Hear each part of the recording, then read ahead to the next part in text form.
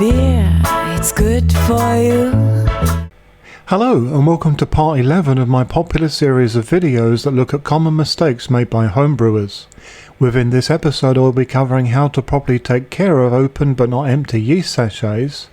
I have lots of advice about making changes to shared recipes and also how to dial in your recipes via efficiency. The aim of this series is to raise awareness of common mistakes or misunderstandings so that homebrewers can find a better path and then move on to better end results. If you find that you are already on the right path within the topics raised in this episode, then I hope that you'll find this at the very least reassuring. So let's get started. These days, just like many homebrewers and commercial brewers for that matter, I just use dry yeast. There is no need for a starter and the quality is just as good as liquid, and yet it is cheaper to buy and keeps for much longer. One aspect that I especially like is being able to quickly and easily pitch exactly the amount that I need by weight.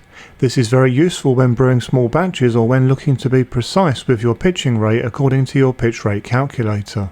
Yeast is supplied in various different types of sachets and they all have their own ways of maintaining freshness. As you can no doubt see from this sachet, the yeast is held inside at a vacuum, which is a very good method that is used with all sorts of different things, including food of different types. I guess everyone understands that once you open any yeast packet, what was allowing it to stay fresh is naturally lost. I've seen people come up with all sorts of solutions, from folding the yeast packet over to using tape. These solutions do not provide the answer, sadly, and your yeast will start losing viability quickly with such methods. A solution that works very well is to use a piece of equipment that you may already have in your kitchen already, a vacuum sealer. The use of such a device will ensure that your yeast is kept viable for longer, and it is also very useful for sealing hops and grain to hold in their freshness too. If you do not have one of these already, you can even be cheeky and present it as a gift to your wife. Oh, that was bad. This section relates to my shared recipes and potential changes that can be made. Please understand that in many ways the recipes I am sharing via my channel are somewhat rare on YouTube because they are actually written by me. In general, YouTube channels that release theme brew recipe videos very regularly or even semi-regularly are seldom recipe writers, they are simply recipe sharers. When I write a recipe, I am looking for the right combination of ingredients that will contribute to the profile that I have set for the recipe. My recipes are then developed over a period of time, with each version being tweaked until a result is found that meets the standard that I aspire to. Some of these recipes take a very long time to get right, but for good reason. Quite often it is the smallest of tweaks that can bring a beer from good to great. As an ex-professional recipe writer, I can tell you that with some recipes, even the very small substitutions can make large impacts on a final beer. If you are looking to make small modifications to one of my shared recipes, then I can more often than not tell you exactly what the end effect will be, so do feel free to ask. Often this will be substituting hops, for example, where the hops listed in my recipe cannot be obtained due to a shortage or similar. It is always best to find the closest substitutions in these cases, but understand that there will be a difference that will depend on the hops in question. Sometimes I am asked if a recipe can be drastically changed, and frankly I can never give any real assurances around such large modifications and changes, because this will totally change the recipe after all.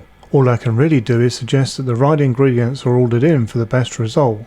I am confident that the extra expense and weight will certainly be worth it. When I design my recipes that are intended to be shared with the general public, then my aim is to write for the taste of the general public. This way the vast majority will then enjoy it. From my perspective, I am very keen that brewers of my recipes actually taste the recipe as it is intended rather than based on a hybrid version.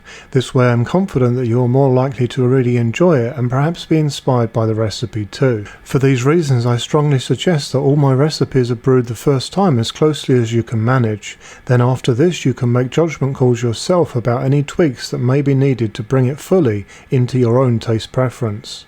Due to the complexity of many recipes, you will not know precisely what is required, if anything, until you taste it.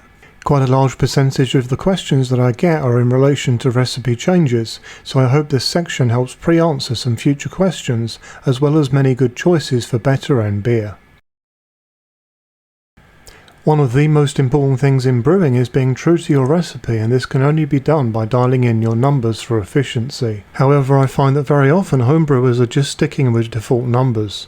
These days this is made very simple with brewing software. Here is an example using Brewfather, but you should find that with all good software such features exist. Failing to do this, as many do, will mean that your brews will be unbalanced in terms of alcohol to bitterness. This will not change your current brew, but it will allow you to be more accurate in the future. Here is a quick guide using Brewfather, but this should be easy to replicate elsewhere. Starting off in the recipe section, click the Brew button on the top right hand side of the screen. This icon is in the form of a green beer glass. This will put you into a planning section. Click on the next tab along entitled Brewing.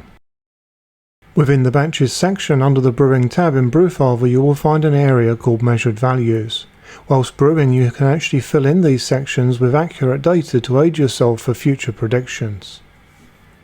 The first area of interest is the pre-boil gravity. Here you can use a refractometer or a hydrometer. Just be aware that hydrometers work on the assumption that you have a sample temperature of 20 degrees Celsius. A simple way is to add the trial jar and sample into a cold bucket of water. This will cool it quickly.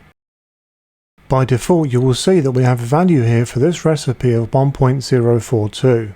If I start to raise this, then you will see that this reflects in an increase in mash efficiency. Naturally, if I was to start to decrease this, then the mash efficiency will go down. We are now back to 1.042, and this gives us the standard efficiency level for mash, which is 75%. By entering your value, you will gain insight as to your actual mash efficiency. The next area of interest is the original gravity. This is the gravity of your wort that goes into your fermenter. As I adjust this number, you will see that this directly affects brewhouse efficiency, which is the overall percentage score of your entire brew. This is also directly affected by the amount in volume that you have in your fermenter, which can be adjusted here too. This volume data is just as important as the gravity data for accuracy. There are various other variables that can affect these two types of efficiency, which include your boil-off, your predicted water volumes, and your grain and its crush. One other key area is your grain bill size. Every brewing system will have a maximum grain bill limit, and you will find that as you get closer to it, your efficiency will drop off. So a smart way to predict efficiency is to look at the grain bill size as a good starting point. Once you have some brew history and data, you can then look to set your efficiency levels according to previous results. Mash and brewhouse efficiency are but two numbers, but they are very important numbers for sure. I do hope that you found this video useful, informative and interesting. If so, why not consider liking and subscribing? For further support, you can join the channel's Facebook group, and if you would like to support the channel, then check out the channel's merchandise store, as all profits go back into the channel. Until next time, happy brewing!